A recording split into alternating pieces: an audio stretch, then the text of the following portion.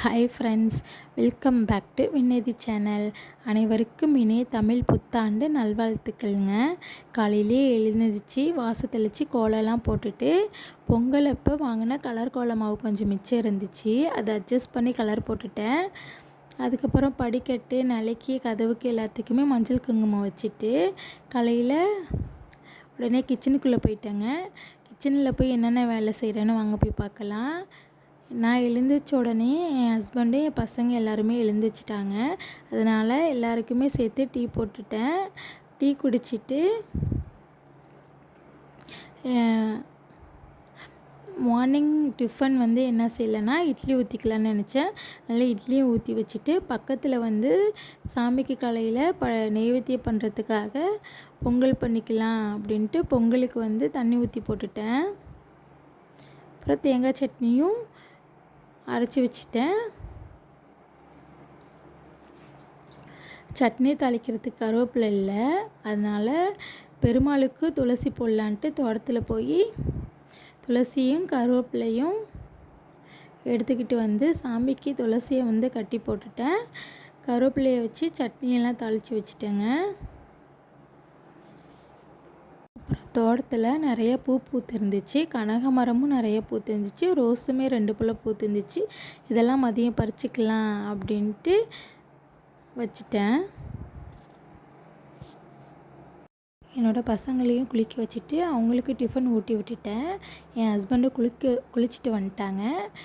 சக்கரை பொங்கல் ஓரளவுக்கு ரெடி ஆகிடுச்சு. ரெடி ஆன உடனே சாமி கும்பிட்டுட வேண்டியது தான்.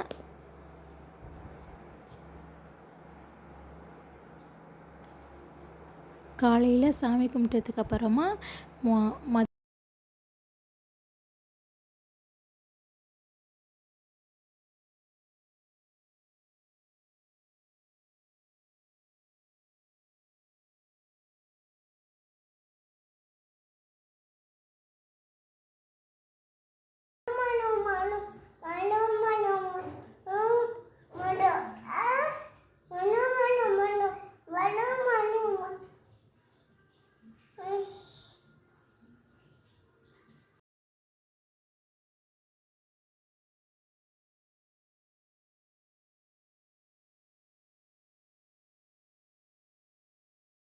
காலை வேலையெல்லாம் ஃபுல்லாக முடிச்சுட்டு மதியத்துக்கு சமைக்க வந்துட்டேங்க.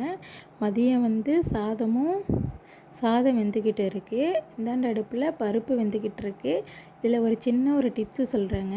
உருளைக்கிழங்கு அவிக்கும் போது தனியாக அவிக்க வேண்டிய அவசியம் கிடையாதுங்க. நம்ம பருப்பு வேக வைக்கிறோம்ல, அதோடய சேர்த்து ஒன்றா வேக வச்சிட்டோன்னா ரெண்டுமே ஒன்றா வெந்துடும். நம்ம அதுக்கப்புறமா உருளைக்கிழங்கு எடுத்து தோல் உரித்து எடுத்து வச்சுக்கலாம். அதுக்கப்புறம் ரசத்துக்கு புளி தண்ணி ஊற வச்சிட்டேன்.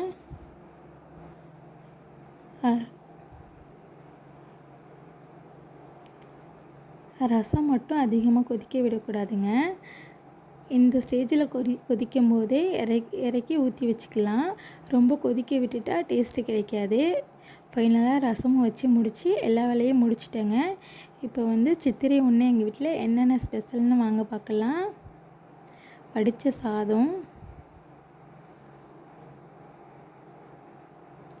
பலாக்கொட்டை மாங்காய் போட்ட சாம்பார், பாயசம், பால் பாயசம், உருளைக்கிழங்கு வறுவல், வடை, ரசம், ஊற்றி வச்ச தயிர், ஃபைனலாக அப்பளம். இது தாங்க எங்கள் வீட்டில் சித்திரை 1 ஸ்பெஷல். அப்புறம் மதியமும் என் ஹஸ்பண்ட் தேங்காய் பழம்லாம் உடச்சி வச்சு சாமி கும்பிட்டுட்டு நாங்களும் சாப்பிட்டுட்டோம். அப்புறம் நம்ம சேனலை லைக் பண்ணுங்கள், ஷேர் பண்ணுங்கள், மறக்காமல் சப்ஸ்கிரைப் பண்ணிக்கோங்க. தேங்க்யூ.